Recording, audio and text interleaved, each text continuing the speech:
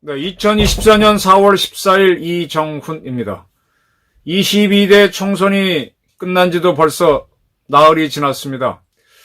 22대 총선 결과를 놓고 부정선거가 있었다, 선거운동이 잘못됐다, 여러 가지 주장들이 나오고 있습니다. 저는 팩트를 따라가는 기자로서 22대 총선에서 나타나는 아주 특이한 점 3가지를 소개할까 합니다. 아주 특이한 점이 있습니다. 부정선거 요소라고는 단정할 수 없어요. 근데 상당히 특이한 점이 발견돼서 하나씩 설명을 드리겠습니다. 첫 번째는 뭐냐? 이번에 비례 후보를 뽑는 비례 선거를 같이 했습니다. 근데 이 비례 투표에서 무효표가 너무 많이 나왔다. 이상하다. 그 다음에 또 하나는 비례 투표에서 더불어민주당은 호남에서는 압도적으로 무조건 불패의 당이죠. 그런데 이 민주당이 호남 지역에서는 조국혁신당한테 큰 차이로 패했습니다. 호남의 유권자들이 민주당, 물론 이건 더불어민주연합이죠. 민주당이 아닌 다른 당을 찍어주네. 이게 왜 그럴까? 이게 해석이 잘 안 됩니다. 이 해석을 하셔야 됩니다. 3번째, 이번 선거에서는 관내 사전투표가 있었습니다. 아주 치열했던 지역구, 아까 비례선거 말고 지역구 선거에서 아주 1등과 2등 사이에 시소게임이 벌어졌던 데에서는 이 관내 선거 투표함을 열면서 역전되거나 당락이 결정되는 경우가 많았습니다. 관내 사전투표가 아주 근소한 시소게임을 한 데서는 결정적인 역할을 했다. 이게 왜 그럴까? 좀 유심히 보셨으면 합니다. 먼저 이번 비례 선거에서 무효표가 굉장히 많았다는 부분은 유심히 보셔야 됩니다. 왜 그러느냐? 이번 비례 선거에서는요, 국민의힘의 우당인 국민의미래가 36.7%를 받았죠. 그 다음에 더불어민주당의 우당인 더불어민주연합이 26.7%를 받았습니다. 그 다음에 조국혁신당이 24.3%를 받아서 이들이 많은 의석을 가져갑니다. 그리고 나서 개혁신당이 3.6%로 3석, 그다음 녹색정의당, 새로운 미래 등등이 2.1, 1.7 이렇게 나왔는데요. 이 비례 선거에서 무효표가 무려 130여만 표가 나와서 이거를 득표율로 따지면 4.4%. 그러니까 국민의미래, 더불어민주연합, 조국혁신당에 이어서 4번째가 됩니다. 3석의 의석을 가져간 3.6%의 득표로 3석을 가져간 개혁신당보다 더 많습니다. 4.4%를 기록했기 때문에. 그래서 개혁신당의 3석을 가져간 걸 보게 되면 이 무효표만으로 무효표당을 만들었으면 이 무효표당도 국회의원 3석을 차지할 수 있을 정도로 많은 득표를 했습니다. 득표가 아니죠. 무효니까 득표가 아닌데 왜 이렇게 무효가 많이 나왔느냐. 이게 참 특이해요. 이 비례 선거에서 무효표가 많아진 거는 21대 총선부터입니다. 2020년에 있었던 거. 그리고 이번이 2번째죠. 21대 총선부터는 뭐가 도입됐는가 하면 준연동형 비례대표제예요. 그러니까 지역구 후보를 낸 당들이 비례 후보도 냅니다. 근데 지역구 후보에서 많은 득표를 한 당은 비례 투표에서도 많은 득표를 했더라도 지역구에서 많이 이겼기 때문에 비례 의석은 많이 안 가져가기로 한 게 준연동형 비례대표제입니다. 이렇게 해서 군소정당, 전문정당들도 국회에 진입하게 하자라고 해서 21대 총선부터 준연동형 비례대표제를 했는데 이걸 도입한 그해 바로 민주당과 지금 국힘당의 전신은 자기네 당 이름으로 비례 후보를 내지 않고 자기네들 우당, 새로운 당을 만들어서 집어넣었어요. 그러니까 이 당은 형식상으로는 자기네 당이 아니니까 민주당을 찍은 당이 비례대표에서는 민주당 우당을 찍어도 의석을 깎이는 경우가 없죠. 이렇게 했더니만은 무효표가 갑자기 늘어났습니다. 20대 국회까지는 1.6, 2.2, 2.7% 정도만 무효표였는데 21대에서는 122만 표가 나와서 4.2, 이번 22대 총선에서는 130만 표가 나와서 4.4로 %로 늘어났습니다. 준연동형 비례대표제를 하니까 이렇게 늘어났습니다. 이렇게 된 이유는요, 저도 사실은 이번에 투표를 하면서 좀 당황했었어요. 한번 제가 말씀드렸지만, 비례 후보를 딱 찍으려고 보니까 제가 생각했던 당이 있어요. 그래서 그 당이 지역구에서는 번호가 있잖아요. 1번은 민주당, 2번은 국민의힘, 3번은 누구 쭉 나가지 않습니까? 그것하고 같은 번호가 있을 줄 알았는데, 여기서는 1번이면 첫 번째 칸에 있고, 지역구에서는 2번이면 두 번째 칸에 있고, 그렇게 되는데, 이쪽에서는 첫 번째 칸에 더불어민주연합이 있고, 두 번째 칸에 국민의 미래가 있습니다. 우리가 알기로는 더불어민주연합은 3번, 국민의 미래는 4번이 돼야 되는데, 그러니까 네 번째 칸에 있어야 되는데, 그게 아니었던 거. 왜냐하면은, 제1당인 더불어민주당하고 2당인 국민의힘이 비례대표를 한 명도 내지 않았기 때문에 1번과 2번이 없고, 그들이 첫 번째 칸과 두 번째 칸에 들어가 있는데 없고, 3당인 더불어민주연합이 첫 번째 칸, 4당인 국민의 미래가 두 번째 칸에 들어가서 헷갈렸던 겁니다. 그래서일까요? 그래서 이렇게 무효표가 많아졌나? 3번 찍으려고 한 분은 첫 번째 칸에 찍어야 되는데 3번에 찍고, 4번 찍으려고 한 분은 두 번째 칸에 찍어야 되는데 네 번째 칸을 찍어서 무효표가 많아진 건 아닌가요? 그건 참 문제입니다. 근데 이번에 이 비례 후보를 따로 뽑는다라고 하니까 조국 씨처럼 갑자기 조국혁신당을 만들어서, 또 송영길 씨도 감옥에 있으면서 갑자기 소나무당을 만들어서 그냥 당을 막 만들어서 우리는 비례 후보만 내겠다고 해서 당을 막 만들어서 집어넣을 수 있었죠. 그러다 보니까 이 비례 후보를 출마시킨 당이 너무 많아져가지고 비례표 투표용지는 50cm가 넘어서 굉장히 길었어요. 그러니까 자기 원하는 당을 찾는데 글자가 작고 저도 좀 힘들더라고요. 그래서 무효표가 많아졌나요? 어쨌든 이 비례 후보 투표에는 무효표가 매우 많아서 이 국민의 민의를 충분히 반영하지 못한 면이 있습니다. 이거는 일부러 했는지 아니면은 이건 알면 우리 법의 문제점 때문인지는 곰곰이 따져봐야 돼. 이 문제는 시정하도록 해야 됩니다. 제가 오늘 이번 총선의 문제점, 특이한 점 3가지를 이야기하는 거는요, 이게 정치 공학일 수도 있기 때문입니다. 지난번에 옛날에 문재인 대통령이 당선됐을 때, 그때 민주당 측에서 썼던 전략이 있다고 몇 번 말씀드렸었죠. 자, 그때까지 대한민국의 정치 지형은 52대 48, 아니면 야박하게 잡으면 51대 49로 항상 보수가 많습니다. 그러니까 민주당은 대통령을 낼 수가 없는 거예요. 그래서 민주당에서 대통령 후보를 내기 위한 전략이 영남 사람을 모셔와서 후보로 내세우면 영남 사람 중에 일부가 민주당 대통령 후보를 지지해 줄 것이다. 두 번째, 대한민국에는 원자력 발전소 단지가 4군데 있습니다. 그 중에 3군데가 영남에 있고 1군데가 호남에 있습니다. 근데 그 당시 대부분의 우리나라 사람들은 원자력 발전소를 싫어했으니까 반핵 정책을 펼치면은 영남 3군데 원자력 발전소 부근에 있는 사람들이 민주당을 지지할 것이다. 이게 선거공학입니다. 또 지금 우리나라 인구가 한 5천만 되는데 이 중에 개를 또는 고양이를 좋아하는 인구가 근 1,000만이 됩니다. 우리 개 대통령 강영욱 씨가 굉장히 유명하죠.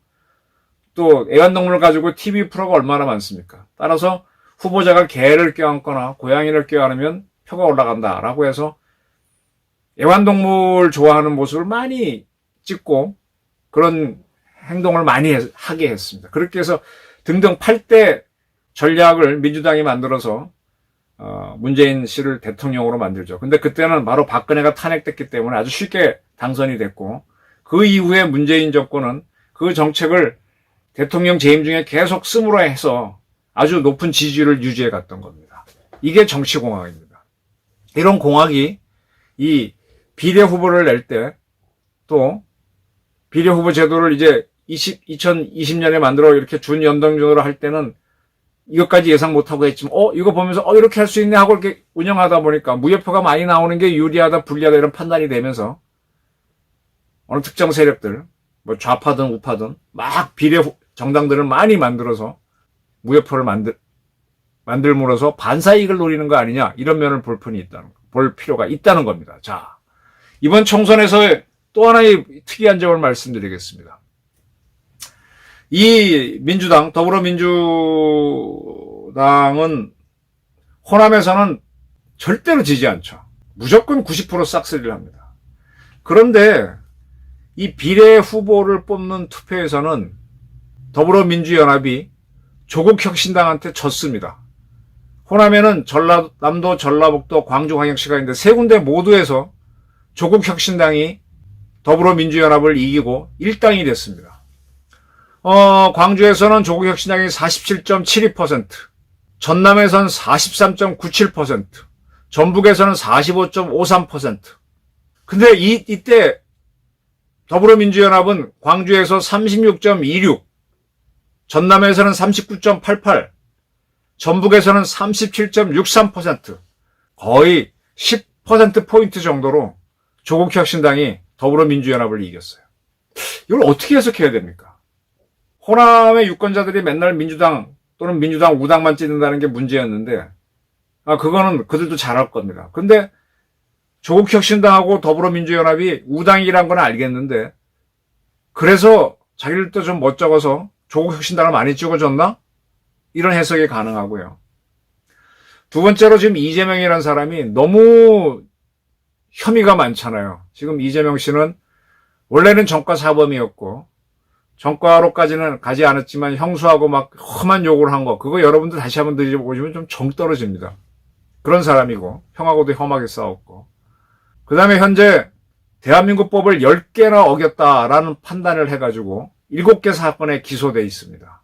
우리가 왜 단일 사건에 기소되더라도 배임, 횡령, 그 다음에 뇌물, 이렇게 여러 가지 죄를 동시에 어기고 한 사건으로 기소가 될 수 있잖아요. 이재명 씨는 10개 사건을 어겨갖고 7개 사건으로 기소가 되면서, 근데 이 각 사건이 너무 많으니까 각각의 재판부가 너무 들면 골치 아프니까 다 합쳐서 병합해갖고 3개의 재판을 받고 있습니다. 그리고 이와 별도로 쌍방울 대북 성공 사건, 그 다음에 그의 부인 김혜경 씨가 연루된 버카비리 사건은 재판이 진행되고 있고 수사가 진행되고 있는데, 여기에 수사 대상자이기도 한 게 이재명입니다.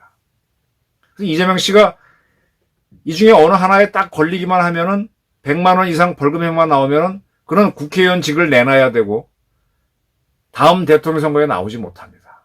그러니까 이재명이 불안하니까, 이 조국이란 사람, 그도 부산 사람이고 영남 베이스니까 그가 영남의 세력을 일구 끌고 와서 호남에서 100% 지지하면 대통령이 될 수 있으니까, 그래서 조국을 밀어주자.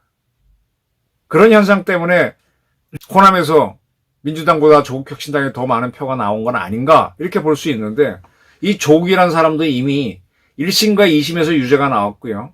이제 대법원에서 확정 판결이 나올 겁니다.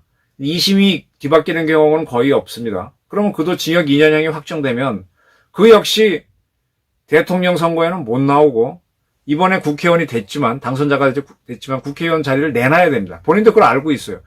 이거는 누구나 다 아는 상식인데 왜 호남 유권자들이 그를 찍어줬지?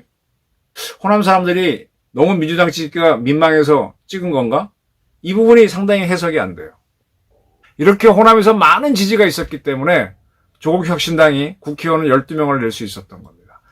또 거꾸로 의심해서 보게 되면은, 더불어민주당은 어떤 식으로 이제 표가 가니까 일부러 조국혁신당을 띄워갖고 야권 세력을, 범야권 세력을 더 많게 하려고 하는 거 아니냐. 조국혁신당에는 민주당보다 더 강성인 사람들, 황운하라든지 조국이라든지, 그러니까 그런 사람들이 있기 때문에 일부러 지원한 거 아니냐. 정치공학적으로 해석해 볼 수도 있습니다. 그 다음에 또 하나의 특이한 점은요, 관외 사전투표입니다. 이번에 개표를 하면서 출구조사가 많이 틀렸어요. 그 틀린 이유 중에 첫 번째로 거론되는 게 우리가 먼저 사전투표를 했지 않습니까? 사전투표를 했을 때는 출구조사를 못하게 돼 있어요. 지금 사전투표의 투표율이 본투표하고 거의 비슷해요. 거의 5대5입니다. 그러니까 50%는 빼놓고 본선거 50%만 가지고 선거를 예측하니까 틀리죠. 이 사전투표는 미리 투표를 해놓고 선거일인 4월 10일은 놀러 가려고 하는 사람들이 제법 많았을 겁니다. 그럼 이런 사람들이 보수 세력, 젊은 사람인지 나이 많은 사람인지 봐야 되는데 나이에 따라 진보와 보수가 다르잖아요. 근데 그 부분을 놓치게 되는 거죠. 본투표만 투표하니까, 출구조사하니까 출구조사가 많이 틀렸다. 이게 나옵니다. 그런데 그건 좋아요. 좋은데 이번에 투표를 하면서 사전투표를 한 사람 중에 저도 사전투표를 했습니다. 제가 제 투표소로 가니까 저는 이제 내가 살던 곳에 갔기 때문에 관내 투표자로 해서 당연히 했는데 제가 사는 서울 시내 이 동 말고 옆동 사람들도 직장이 저희 집 근처라서 온 사람들도 많았어요. 그 사람들은 줄을 달리해서 했습니다. 근데 그분들은 저희와 같은 구에 사는 사람이기 때문에 큰 문제가 없었어요. 근데 구가 다른 사람들 또는 군이 다른 사람들 또는 시도가 다른 사람들은 또 다르게 투표합니다. 그들은 완전한 관내 투표자가 됩니다. 그래서 그 사람들이 저는 제 사는 동에서 했기 때문에 제가 한 거는 바로 투표함에 넣으면 돼요. 근데 저와 다른 구, 다른 시, 다른 도에 사는 사람들은 봉투에 넣어갖고 봉투를 봉한 다음에 투표함에 넣어야 됩니다. 그리고 이렇게 들어간 이 투표용지는 따로 뽑아가지고 우체국이 개표소로 갖다 줍니다. 다른 사전투표는 개표를 관리하는 사람들이 개표소로 갖다 주고 그리고 이제 중앙선거관리위원회에서 관리하는데 이거는 우체국이 운반을 하게 돼 있습니다. 그래서 여기서 뭔가 부정이 들어갈 것은 있는 거 아니냐고 의심이 많았습니다. 그런데 어떻게 됐느냐? 이번 선거에서 다 보니까 당선인하고 2위하고 격차가 3,000표 미만인 곳이 전국에서 18곳 나왔어요. 지역 투표였죠. 3,000표 차이로 당락이 갈린 곳이 18곳인데 그 중에 10곳은 관내 사전투표가 많았던 사람이 당선이 됐습니다. 즉 관내 사전투표에서 뭔가 몰표가 있었다는 얘기죠. 가장 좋은 예가 서울 양천갑에서 민주당의 황희 의원이 국민의힘의 구자룡 씨를 이겼는데 2,326표 차이였어요. 그런데 이 관내 사전투표한 거는 제일 마지막에 개표를 합니다. 이 관내 사전투표를 개표하기 전까지는 구자룡 씨가 아주 근소하게 이겼었습니다. 근데 이 관내 사전투표를 딱 까고 나니까 3,155표가 황희 씨가 더 많아갖고 거꾸로 이겨버립니다. 2,000표 차이로 이겨버려요. 그래서 야 관내 사전투표에는 왜 황희 지지한 사람이 많어? 이런 의견이 나온 거죠. 이거 이상하잖아. 그 다음에 경북 경산에서는 국민의힘 조지현 씨하고 무소속의 최경환 씨는 장관 지낸 분이죠. 붙었는데 관내 사전투표에서 이 조지현 씨가 693표를 더 얻은 게 영향을 끼쳤고 아주 약간 비슷비슷했는데 조지현 씨가 이기게 되는 거예요. 이런 식으로 관내 사전투표를 함을 맨 마지막에 개봉을 하니까 거기서 이긴 사람이 당선된 곳이 10곳이 되더라. 그래서 관내 사전투표가 이게 진짜 어떻게 된 거냐. 자, 그러다 보니까 이런 의심이 나옵니다. 호남에서는 무조건 민주당 후보가 당선되죠. 무조건 당선되죠. 지역구에 나온 사람들은. 그러니까 여기서는 뭐 90% 득표를 하는 게 의미가 없잖아요. 때문에 이 서울같이 수도권같이 치열한 곳에 호남 사람들이 자기 주소지를 옮겨 놓는 거예요. 그리고 생활은 호남에서 하는 겁니다. 근데 투표가 딱 선거가 있으면은 자기 지역군 저쪽이니까 그 지역에 출마한 호남, 즉 민주당 후보를 호남 지역에 살면서 사전 관내 투표로 찍어준다. 이런 의심들이 나오고 있어요. 이건 물론 TK가 많은 경남, 경북, 그 다음에 대구에서도 가능한 이야기겠죠. 이 서울 지역에서는 아주 민주당하고 국힘당이 막 또 전체 경인권이 다 그런데 호남에서는 뭐 한 55%는 얻어도 당선인데 90% 당선되니까 나머지 한 뭡니까? 거의 40%는 사표가 되잖아요. 이 40% 중에 일부가 에이, 내가 호남에서 계속 생활을 하지만 서울이나 수도권에서 민주당이 치열하게 붙는 곳에서 내 주소지를 옮겨놓으면 투표권은 거기서 받습니다. 호남에서 생활하고. 근데 내가 사전 관외 투표를 해서 표를 주면은 호남에서도 이기고 격전지에서도 민주당이 당선되는 거 아니냐. 이런 의심들이 있는 거죠. 그래서 제가 오늘 이번 22대 총선의 특이한 점은 비례 투표에서 제4당이 가능할 정도로 의석 3개 이상을 얻는 4당이 가능할 정도로 무효표가 매우 많았다. 이거는 현재의 비례 투표 시스템에 문제가 있다는 거고요. 두 번째, 이 비례 선거에서 호남 불패의 신화가 깨졌다. 왜 호남 사람들은 조국 씨가 만든 조국 혁신당을 찍어줬느냐. 조국 씨도 유죄 판결을 받으면 대통령에 나올 수 없는데 이게 무슨 현상이냐. 그 다음에 세 번째, 우체국이 운송해주는 회송봉투를 운송해주는 관내 선거로 당락이 갈린 지역구 선거구가 너무 많았다. 이 사전 관내 선거가 특이하다. 네, 이 세 가지입니다. 저도 관심 있게 보겠지만은 여러분들도 한번 이걸 보시고 이렇게 된다면 이게 문제가 있다. 그리고 출구조사도요. 사전투표를 반영하도록 바뀌어야만 정확해지죠. 이런 점들을 유의해 보시면서 이번 선거는 공정했는지 한번 살펴보시기 바랍니다. 감사합니다.